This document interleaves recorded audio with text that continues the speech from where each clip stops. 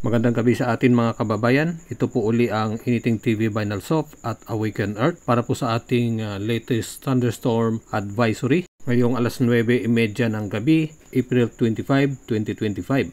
So nakikita po natin dito sa ating live weather satellite animation ang binabantayan po nating thunderstorms na nagpapaulan po sa ngayon sa baybayin na lugar ng Sarangani at Sultan Kudarat ay lumalawak pa po at posible po makarating mamaya-maya po mga alas 10 sa Zamboanga Peninsula, Basilan at Hulu. Ito po ay inaasahan na magdudulot po ng malalakas na mga pag-ulan at may kasamang malalakas at maraming mga pagkidlat at pagkulog.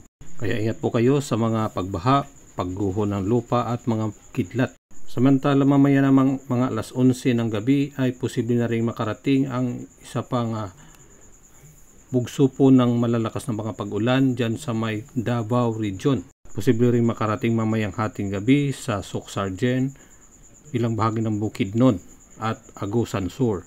Lahat po ng mga pag-ulan na ito ay dulot po ng Intertropical Convergence Zone. Para po sa karagdagang detalye ng ating advisories or mga earthquake information, tsunamis, thunderstorms, heavy rainfall warnings, punta lang po kayo sa ating Awaken Earth sa Facebook page at pakishare rin po. Salamat po.